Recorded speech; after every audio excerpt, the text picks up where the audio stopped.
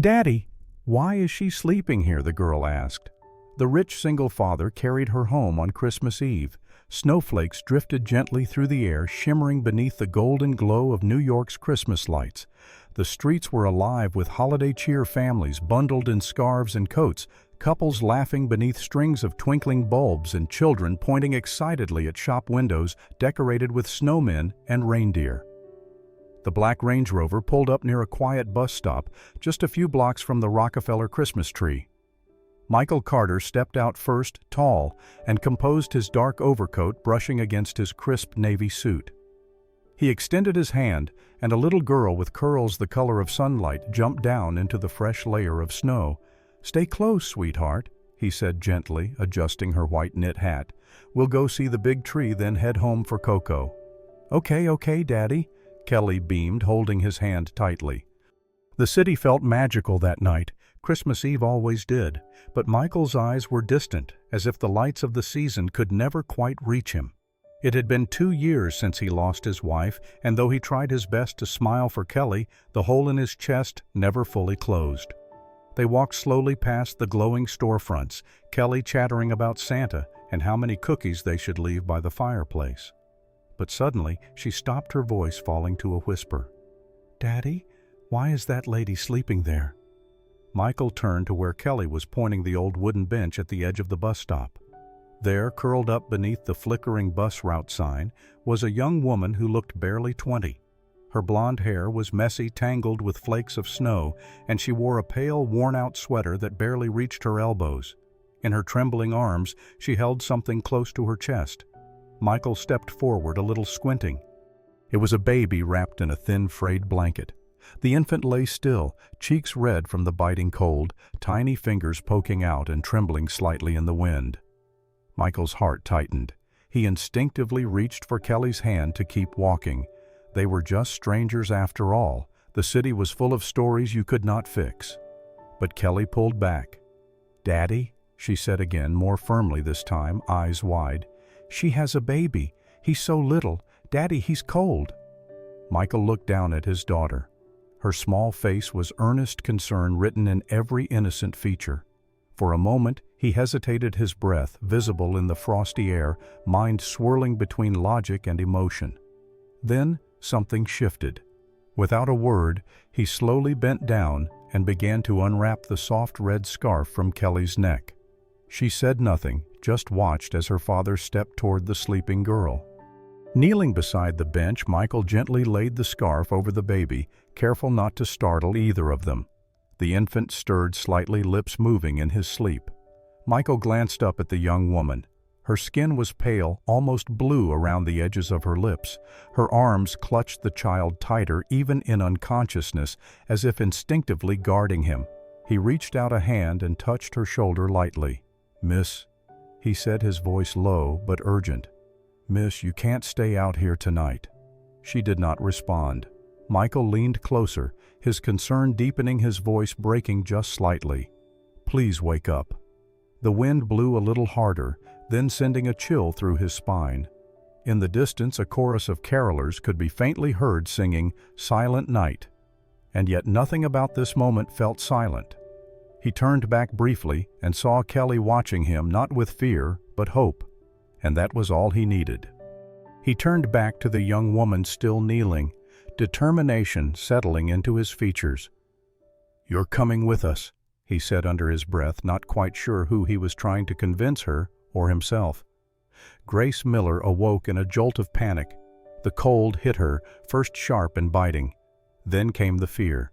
Her arms clutched the bundle in her chest. Her baby. Her eyes flew open. Snow was falling heavier now. Her back ached from the frozen bench. But what startled her most was the tall man kneeling beside her. The scent of cologne and city air clung to him. He was dressed in a tailored coat, leather gloves, and he was holding something in his arms. Her baby. "No," she gasped, lunging forward. "Give him back." The man didn't flinch. His voice was steady and low. "He's freezing. You need to come inside." She tried to stand, her legs trembling. "I don't need your pity." Michael Carter studied her, young, barely 20. Her blonde hair was tangled and crusted with frost. Her lips were cracked. Her sweater stretched thin, but it was her eyes that held him defiant, desperate, exhausted. The baby stirred weakly. Michael adjusted the scarf, his daughter's scarf, around the infant's small body. The child's skin was pale, his lips tinged blue. "I'm not offering pity," he said. "I'm offering warmth." Grace's eyes filled with tears, but she blinked them back. People only help when they want something.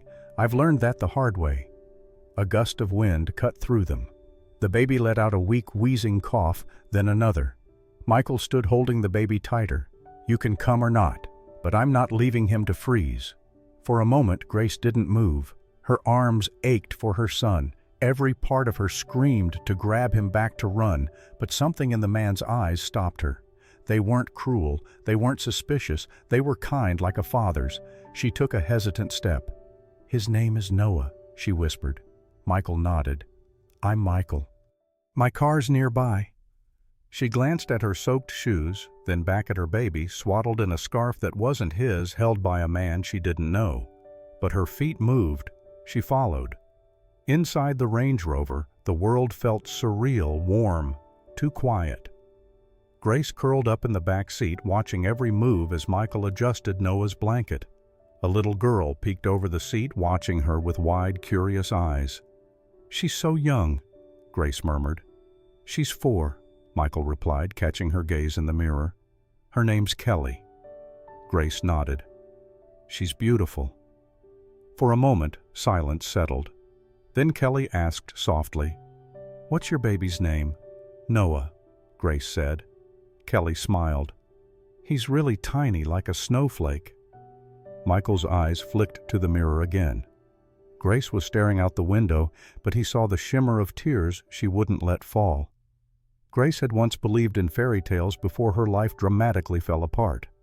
She had been a sophomore at a liberal arts college, majoring in fine arts, loving to draw people, places, and the small, unnoticed moments in between.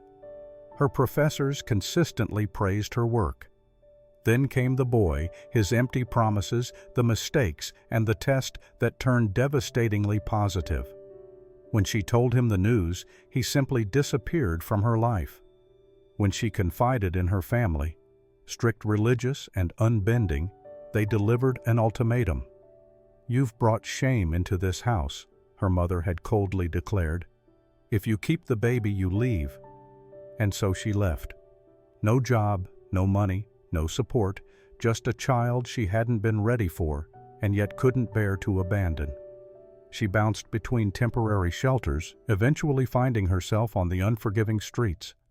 Every meal, every spare coat, every shred of warmth went to Noah. Each night was a desperate fight to survive a relentless cycle of hardship. Christmas Eve for Grace had always been just another night to get through, until Michael. As the car moved smoothly through the snowy streets, Grace broke the silence. "Why did you stop?" Michael didn't answer right away. He thought of Kelly, of that first moment he held her after the accident, the silence that had filled the house for 2 years, the weight of grief he couldn't shake. "I guess," he said finally, "someone once told me, if you can help and don't, it's the same as walking away." Grace looked at him. He was the type she usually avoided, powerful, composed, rich. But there was something else, not in his suit, not in the car, but in his voice. It wasn't belief in her, but belief in doing the right thing. She looked at Noah now, sleeping soundly in the arms of a stranger, wrapped in a child's scarf, breathing easier. For the first time in months, the weight in her chest loosened. She leaned back against the seat, arms still curled on her lap, like she was holding Noah. Michael glanced at her once more in the mirror. He didn't smile, but something in his face softened, and for the first time in 2 years, Christmas Eve felt different.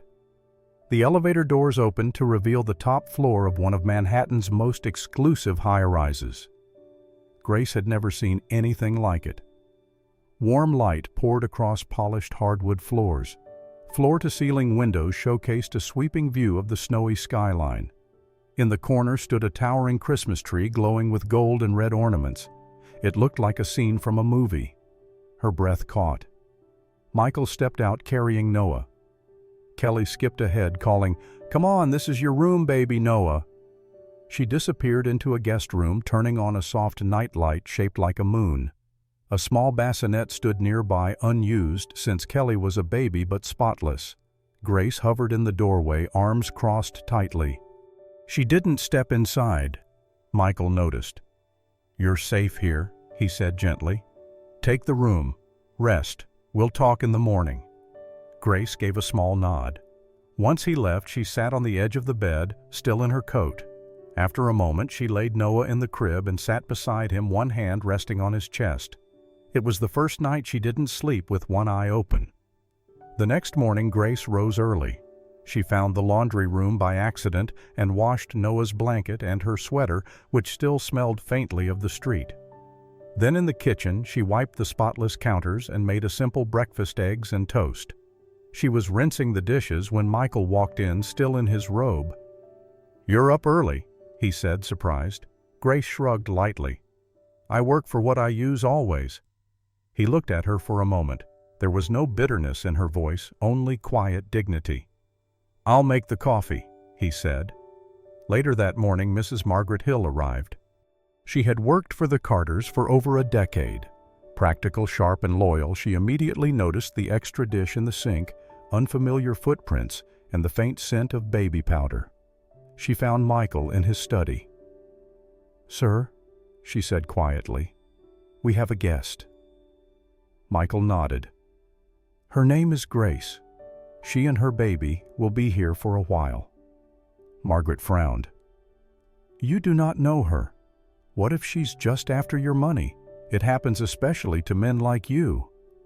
Michael closed his book. "She was sleeping at a bus stop with her infant. I don't think this is a scam." Margaret hesitated. "Even so, kindness should be measured, especially with Kelly in the house." Neither noticed Grace standing in the hallway holding a clean towel. She had heard everything. Without a word, she turned back into the guest room and quietly began packing. She dressed Noah with shaking hands, folding the blanket, pressing it close around him. "Let's go, baby," she whispered. "Before we wear out the welcome." She opened the bedroom door and stepped into the hallway. Kelly came running, nearly knocking her off balance as she wrapped her arms around Grace's legs. "Please don't go," she cried. "Mommy said, helping others is the best gift. You and Noah are our gift." Grace froze. Then came footsteps. She looked up to see Michael standing at the end of the hallway, hands in his pockets, his face unreadable. He had heard everything. Margaret's doubt, Grace's quiet retreat, Kelly's pleading. And in that moment, he was back in a hospital room 2 years ago, holding his wife's hand as she whispered, "Be kind. Michael, even when it's hard, especially when it's hard." He swallowed, his voice soft. "You're not using us, Grace. You're doing everything but that." She stood still, arms wrapped around her child. Michael stepped forward. "Please stay." The days after Christmas passed gently, wrapped in soft music and firelight, the kind of warmth Grace hadn't known in a long time. She spent her mornings in the sunroom, a quiet space with tall windows and a snow-dusted view of Central Park. Michael had once used it as a reading nook, but it quickly became Grace's studio. In a forgotten corner, she found a box of old art supplies, charcoal sketch pads, brushes. She asked if she could use them. "They were my wife's," Michael had said. "She used to paint here." Kelly joined Grace each morning, dragging her blanket and hot cocoa, plopping beside her with endless requests. "Can you draw a puppy? Can you draw me with wings? Can you draw Daddy with a silly hat?" Grace would laugh and sketch, her hands quick and gentle. But one morning, Kelly sat quietly, hands folded, watching Grace without saying a word. Grace didn't ask why. She just started drawing.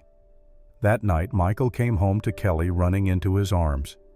"Grace made you something," she said proudly, "but you can't see it until after dinner."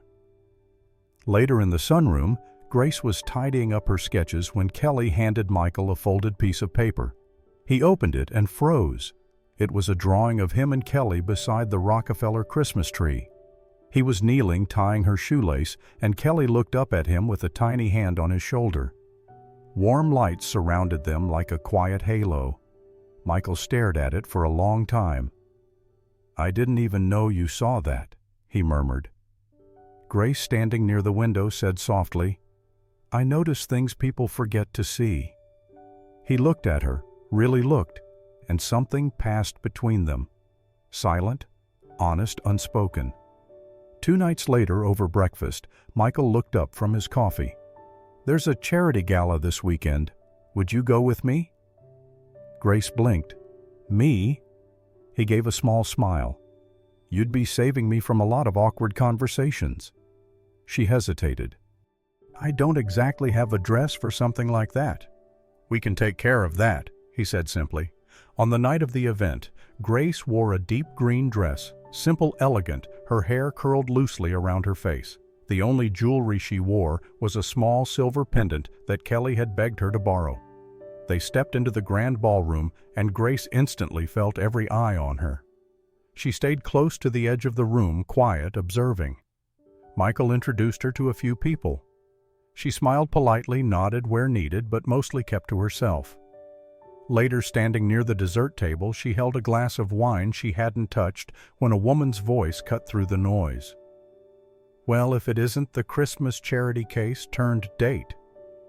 Grace turned slowly. The woman was tall, polished, someone clearly from Michael's circle. Her smile was syrupy and sharp. "I knew I recognized you," she said. "You were the one on 48th and 7th right, sleeping on a bench with a baby. Sweet little rags to riches story. Bet it makes for great press." Grace's fingers tightened around her glass, but her face stayed calm. She didn't answer. She simply turned and walked out into the snow. Michael found her minutes later standing beneath a street lamp as snowflakes gathered in her hair. She didn't turn when he approached. "You didn't have to come after me," she said quietly. "Yes, I did." He slipped off his coat and wrapped it over her shoulders. "You didn't deserve that," he said gently. "You never have to explain yourself to anyone, not anymore." She finally looked at him. Her eyes, so often guarded, were open soft. And in that moment, Michael wasn't the man who had rescued her. He wasn't a CEO or a millionaire. He was simply someone who saw her, really saw her. And for the first time, she let herself be seen. The late afternoon sun cast a soft golden light across Central Park, where families strolled through the snow-laden paths and children laughed, tossing snowballs beneath bare trees. Grace pushed the stroller slowly, one hand clutching the handle, the other wrapped tightly around her coat. Noah was bundled up and fast asleep, his tiny hat slipping slightly to one side. The soft hum of the city around her felt oddly peaceful until she heard a familiar voice. A voice she hadn't heard since the day she left home. "Grace?" Her body went cold before she turned. There, standing just off the path near a bench, was her mother.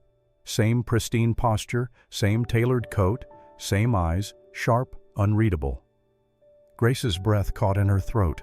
Her mother took one look at Noah in the stroller, then back at Grace with barely concealed judgment. "You should not be here," her mother said flatly. "Not in public, not like this." Grace said nothing, her jaw tightening. "You chose shame," her mother continued, her voice like ice. "So do not expect love." Then, without another word, the woman turned and walked away, heels clicking against the pavement, disappearing into the crowd. Grace stood frozen, not shocked, not surprised, just hollow. That night, the penthouse was quiet except for the soft crackling of the fireplace. Grace had said little since she returned. She had fed Noah, bathed him, tucked him into bed. Now she sat silently in the corner of the living room, lost in thought. Michael was upstairs finishing a call, but Kelly was still awake playing with crayons and paper near the tree. After a few minutes, Grace heard her voice. "Look, Grace," Kelly said proudly. "It's your house." Grace looked over. In Kelly's tiny hands was a drawing she had taken from Grace's sketchbook, a watercolor painting Grace had done days earlier, but never showed anyone. In it, there was a small, cozy home. Warm light glowed from the windows. Snow covered the roof. In front of the house stood 4 figures, Grace, Michael, Kelly, and baby Noah, all holding hands beneath a tall Christmas tree strung with golden lights. Kelly pointed at each figure in turn. That's me. That's baby Noah. That's Daddy. And that's you." She smiled up at Grace, completely certain. "This is our family now, right?" Grace didn't speak. Her throat burned. Her chest ached in a way that had nothing to do with pain, at least not the kind she was used to. She crossed the room slowly and knelt beside Kelly, pulling her and the drawing into her arms. She held Kelly tightly, her hand shaking as she brushed a kiss across the child's forehead. Then she reached out and pulled Noah's blanket from the stroller nearby, hugging both children close, her heart overflowing. And for the first time, she cried. Not from rejection, not from loneliness, but because in that quiet room filled with warmth and firelight, she finally felt like she belonged. She wasn't alone anymore. A few moments later, Michael stepped into the room. He stopped when he saw her on the floor, holding both children, her shoulders trembling in silence. The painting lay beside her, and the firelight shimmered against the tears on her cheeks. He walked over, slowly crouched down, and rested a hand gently over hers. "You've carried the world on your shoulders," he said softly. "Let someone carry you now." Grace looked up at him, eyes, red cheeks, wet, but smiling for the first time through the pain. And in that single moment, something shifted between them. Not pity, not rescue, but recognition of two people who had known loss, who had learned to live with it, and who for the first time in a long time didn't have to do it alone. The storm rolled in fast that night. Snow swirled outside the penthouse windows, blanketing the city in white silence. Inside, the fireplace flickered warmly, but the peace didn't last. It started with a soft whimper. Grace rushed to the nursery where Noah lay restless, his tiny arms twitching under the blanket. His cheeks were flushed a deep, alarming red, and sweat clung to his hairline. When she touched his forehead, her heart dropped. He was burning up. "Noah," she whispered, lifting him into her arms. His body was hot, too hot. His eyes fluttered, but didn't open. "Noah, baby, look at me." Panic set in. She grabbed the thermometer, fumbled it into place. 104.2 degrees Fahrenheit. She gasped, pressing him closer to her chest. "Michael!" she shouted, her voice cracking. He appeared in seconds, still buttoning the cuff of his dress shirt. He had been getting ready for a midnight video call, something high stakes with investors in Tokyo. But the look on Grace's face stopped him cold. "He's burning up," she said, her voice shaking. "He won't wake up Michael. I don't know what to do." Michael took one look at Noah's limp frame and didn't ask another question. 10 minutes later, the Range Rover tore through the snowy streets of Manhattan, tires crunching over slush and ice. Michael's knuckles were white against the steering wheel. Grace sat in the back, cradling Noah, whispering his name over and over, as if the sound of her voice could anchor him to this world. "Please, baby, please stay with me." Kelly had stayed behind with Margaret. Michael hadn't even bothered to explain the canceled meeting. He had simply tossed his phone aside and said, "Tell them I'm not coming. My family needs me." The hospital waiting room was cold and too bright. The receptionist spoke in hushed tones. A nurse whisked Noah from Grace's arms, while another guided them toward a curtained room. Grace followed, dazed, until her knees buckled into the nearest chair. Michael remained standing, watching through the glass pane in the door as the pediatric team hovered over the tiny crib. And then he heard a soft breath beside him. Grace had fallen asleep, her head tilted to the side, dark circles under her eyes.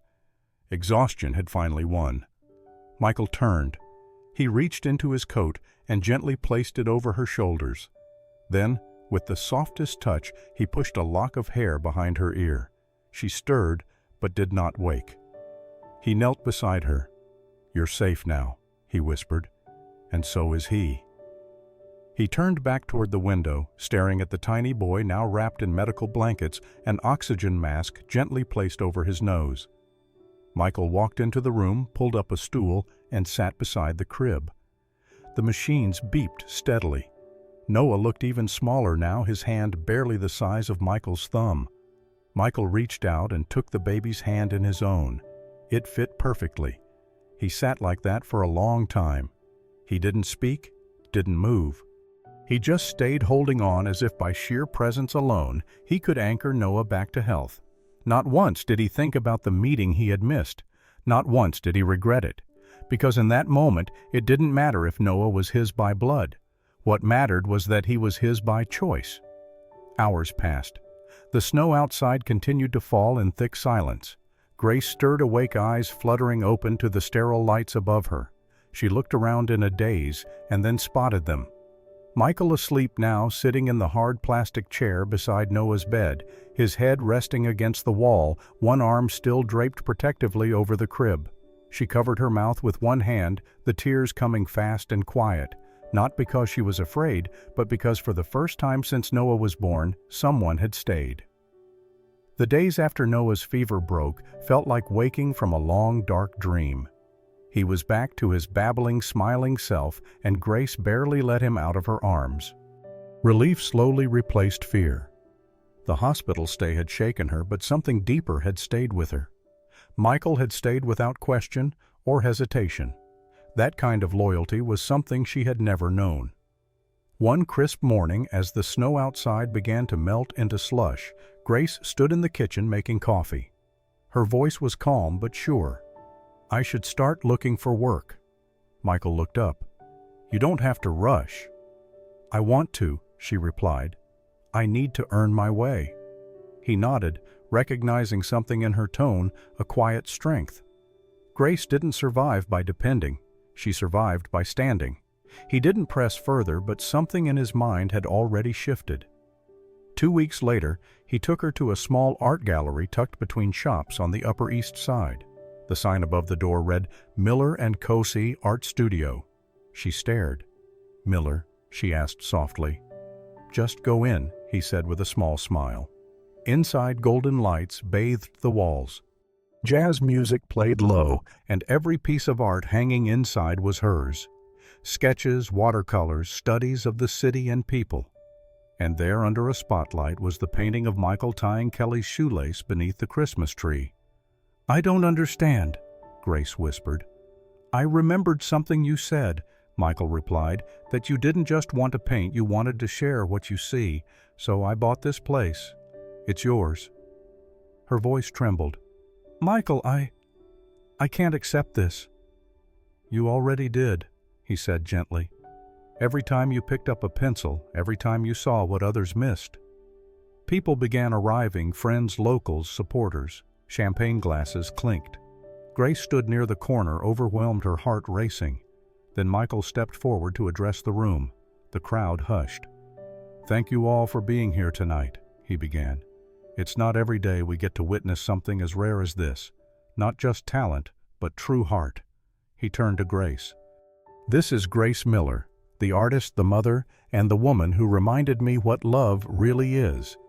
The silence that followed was complete. Grace stood still, tears welling. She had never been seen this way, not as someone to fix, not as a charity case, but as someone worthy. Slowly, applause spread across the room, growing louder. Grace felt something rise inside her, break loose from years of being unseen. Tears streamed down her cheeks, not from pain, not from shame, but from recognition and belonging.